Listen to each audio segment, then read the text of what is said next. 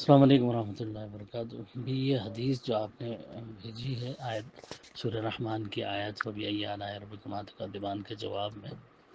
جو حدیث ہے جامع ترمذی کی مشکات کے حوالے سے انہوں نے دیا، اصل میں وہ جامع ترمذی میں ہے روایت، تو یہ یقیناً صحیح ہے کیونکہ امام ترمذی لائے ہیں اور امام ترمذی نے اس کو حسن بھی کہا ہے اس جگہ، لیکن کچھ بعد کے محققین،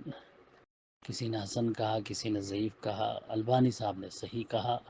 یہ البانی صاحب کی تحقیق لکھی ہوئی ہے یہاں کہ انہوں نے صحیح بھی قرار دیا ہے،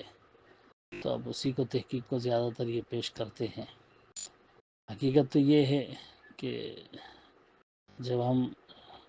سلف صالحین کا، شروع کے دور کے محدثین کا اعتبار نہیں کرتے اور بعد والوں کی نئی نئی تحقیقوں پر اعتبار کرتے ہیں تو پھر یہی حال ہو جاتا ہے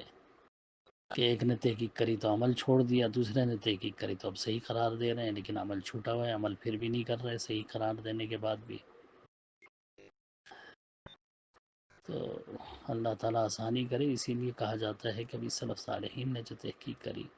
شروع دور کے جو محدثین ہیں سیاست والے، انہوں نے جو تحقیق کری اس کے اعتبار کیا جائے، اس پر مکمل اعتماد ہونا چاہیے کہ ان سے بڑھ کر کوئی محقق نہیں، ان سے بڑھ کر تحقیق کرنے والے کوئی نہیں، بعد والوں کی تحقیق کو ترجیح نہ دی جائے شروع والے سیاست والے محدثین کے مقابلے میں۔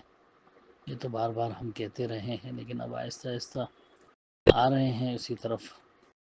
کہ بہت ساری جس کو یہ ضعیف کہہ رہے تھے، اب شیخ البانی نے ان کو صحیح قرار دیا تو اب ان کو صحیح لکھنا پڑ رہا ہے اور ماننا بھی پڑ رہا ہے، بھلے عمل چھوڑ دیا ان لوگوں نے، اللہ آسانی کرے۔